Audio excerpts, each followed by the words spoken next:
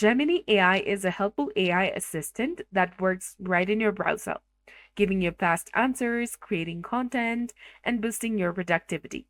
To use Gemini AI, install the Gemini AI extension in the Google Chrome, and this lets you quickly access the Gemini AI's features without needing to open new tabs. And here's how you can install the extension. So go ahead and search for Gemini in the Chrome. Tap on Google Gemini. This will let you use the website version of the app, but you can go ahead and search for Chrome extensions.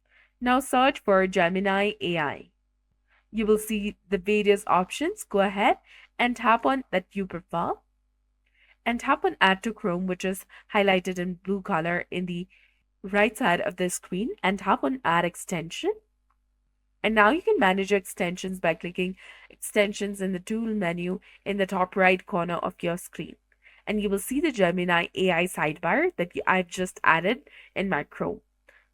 Now you can chat with Google's Gemini AI directly in your browser.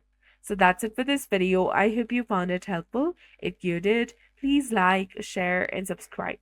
Thanks for watching. We'll see you again in the next one.